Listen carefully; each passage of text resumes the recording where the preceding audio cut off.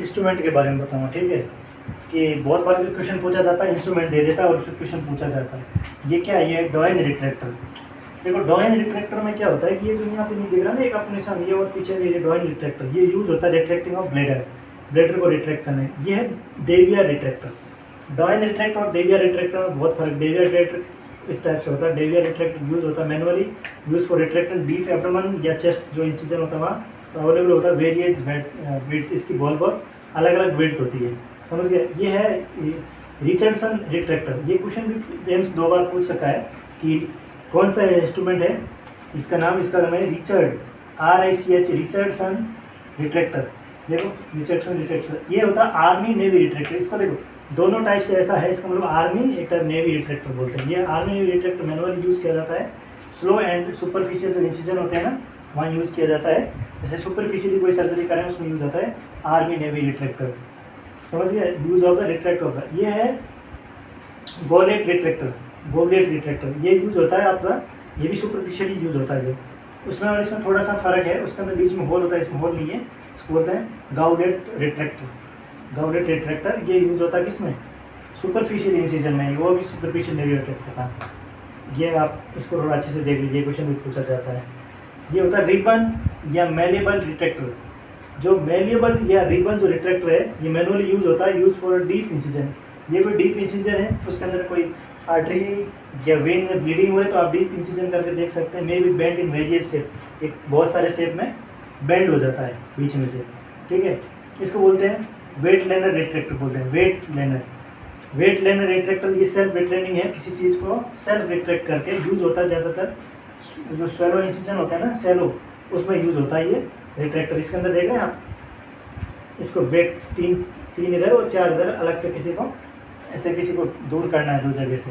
इसको बोलते हैं गैल्फी रिट्रैक्टर। गैल्फी रिट्रैक्टर ये भी जो होता है ना स्वेलो इंसिजन, उसमें यूज हो जाता है गैल्फी रिट्रैक्टर। और इसके बाद है ये बाल 4 with blade and blade retractor. बाल 4 इसमें देख रहे हैं अलग अलग 2 है, इधर में भी है और इसमें भी है, और बीच के अंदर ये रिट्रैक्टर है। ये यूज होता है, रिट्रैक्ट होता है डीप एब्डोमेन, बहुत ज़्यादा डीप एब्डोमेन का कोई प्रोसीजर है, इसको बोलते हैं बाल 4 विद ब्लेडर। ये जो ब्लेडर में यूज हो जाता है। अब हम बताएंगे कटिंग एंड डाइसेक्टिंग इंस्ट्रूमेंट कौन कौन से होते हैं जो ज़्यादातर कट लगाने में यूज होता है। इसको मतलब नाइफ हैंडल या ब्लेड। कभी कभार ये नाइफ हैंडल दे देता, कभी कभी ब्लेड भी दे देता। तो ये अलग अलग नंबर के होते हैं, 3, 4 ऐसे सबके अलग अलग नंबर है, उसके साथ अलग अलग नंबर की ब्लेड सेट होती है।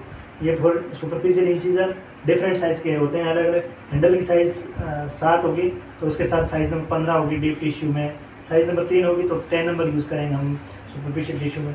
यदि साइज़ नंबर 4 है तो हम 20 नंबर, जितनी साइज़ छोटी है उसके ज़्यादा कट बड़ी से यूज़ करें। ये स्टैंडर्ड मायोसीजर है, इसका हैंडल जो थोड़ा लंबा होता है मायोसीजर।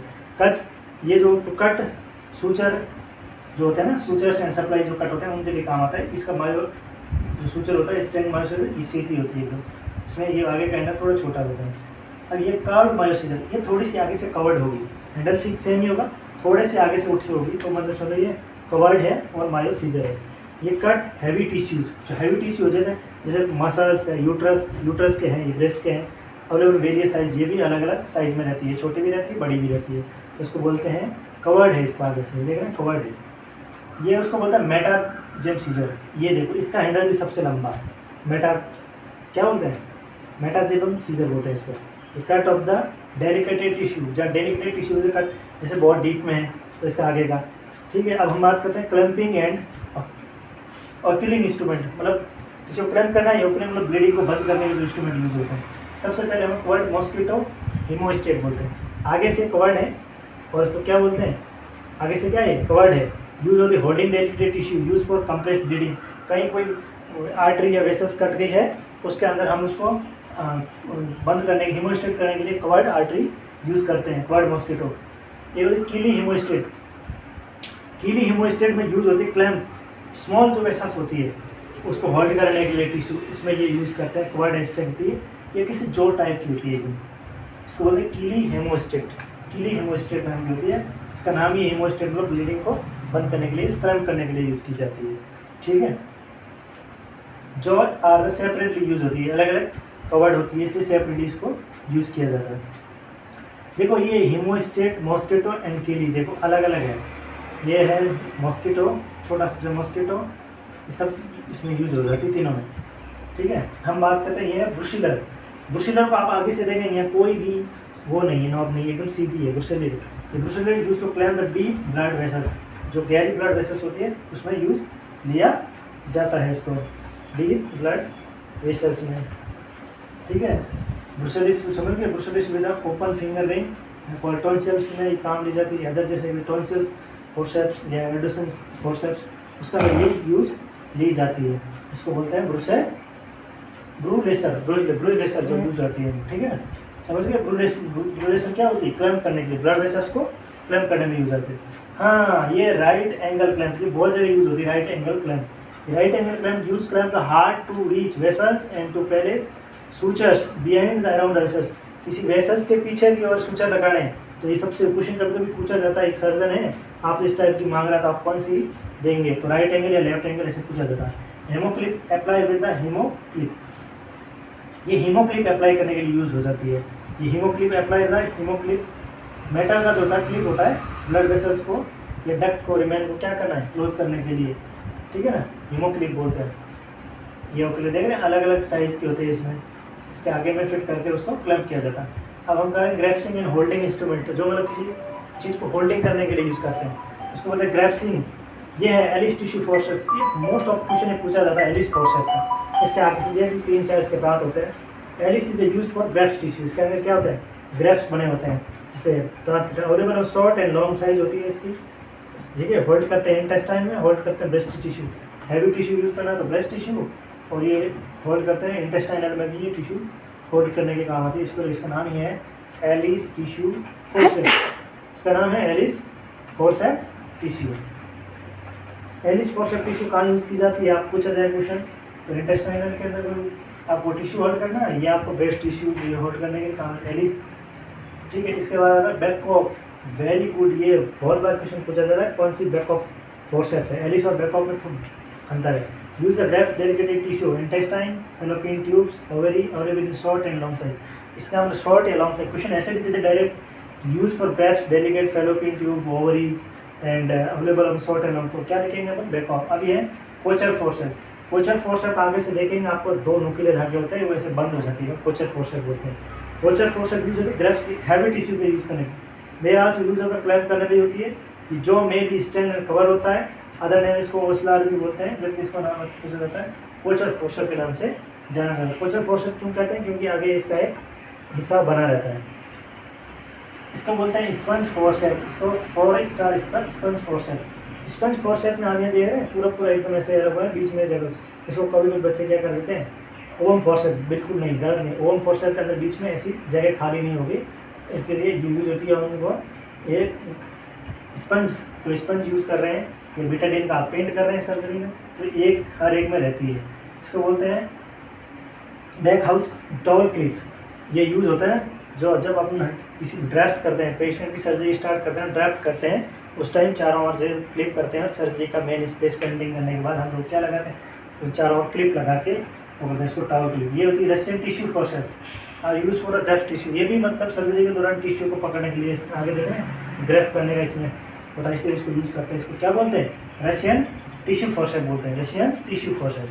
ये क्या है? Adson pickup forceps. इसके अंदर जो आगे की ओर जो होंगे आगे से एकदम पतला होगा, छोटे छोटे इसमें दांतें होगी लगी होती है। Either smooth and grasps delicate tissue, वो जो छोटे छोटे टिश्यूज होते हैं जिसे भी टीथ यूज फॉर यूज़ करते हैं इसमें। ये तो dressing forceps. Long and smooth pick, इसकी जो स्मूथ होती है वो स्मूथ होती है, दाने नहीं होते, स्मूथ होती है। डीप बैक के फोर्सेप्स होती है, डीप बैक के फोर्सेप्स, इसकी टिप होती है डिटेल। ये यूज होती है पिकअप और डेलिकेट टिश्यू, स्पेशली कार्डियोवास्कुलर। ये क्वेश्चन पूछा जा रहा है कार्डियोवास्कुलर में यूज होती है। ये थंब फोर्सेप्स, अंगूठे का पकड़ इसके आगे का नोब ऐसा होता है, इसको बोलते हैं थंब फोर्सेप्स। ये कहाँ यूज आ जाती है? फेसिया या ब्रेस्ट यूज करने forceps, specially either then the many teeth of the single teeth forceps and also called rat, बच्चे का दांत जैसे होता है। इसको बोलते हैं मायो हेगा नीडल होल्डर। ये बहुत बार क्वेश्चन पूछा जाता है। यूज फॉर द मायो, इसको बोलते हैं use for the hold needle suturing, suture में काम ले जाते हैं, इसको बोलते हैं मायो हेगा नीडल होल्डर बोलते हैं। ठीक है, मायो हेगा नीडल होल्डर बोलते हैं। ठीक है, इसको क्या बोलते हैं? मायो हैगा नीडल होल्डर, जिसमें नीडल को होल्ड करके हम किसी को सूचर लगा सकते हैं। जिसमें इसको बोलते हैं ट्रांसफर फोर्सेप होल्डर। जैसे किसी को वेन स्टेराइल पार्ट से किसी को वॉच को लाना है, अरेंज करना है, आपको स्टेराइल करे या किसी इंस्ट्रूमेंट को ट्रांसफ़र करना है, तो ये स्पंज फोर्सेप है। ये होती है स्पिलिंडर फोर्सेप, आगे से बहुत तीखी होगी, ऐसे वी शेप। इसकी फाइन टिप होगी ना, एकदम फौरन तीखी तेज होगी, तो इसको बोलते हैं वेल्टर स्पिलिंडर फोर्सेप बोलते हैं। वेल्टर मतलब वेरी फाइन होती सी, तो बोलते टूथ एग फोर्सेप। टूथ होते हैं इसका, दांत होते हैं, इसको बोलते टूथ एग फोर्सेप। यूज होती है ज़्यादातर Audi tissue, muscles, skin surrounding, single tooth egg होती है, ठीक है। इसको प्लेन थंब फोर्सेप, एक प्लेन होती है, ओनली फॉर प्लेन, कुछ नहीं होगा, एक चिमटी जैसा होगा, प्लेन होगा। ये स्किन हुक बोलते हैं, दोनों तरफ से, एक तरफ से कैट को जैसा होता है, उसको बोलते हैं स्किन हुक बोलते हैं, ठीक है। ये होती है आयरिस सूचर सीजर। सूचर को कट करना है तो रिमूव करने में बहुत यूज हो जाती है, इसको एक क्वेश्चन दिया पिछली बार, आयरिस सूचर सीजर बोलते हैं, ठीक है। ब्लेड है इसके अंदर में ऐसे होती है, ब्लेड हैज़ बीन ब्रेक, इसमें से ब्रेक कर जाता सूचर को। Lister bandage, Lister bandage scissor use for the remove bandage of the dressing protective of the.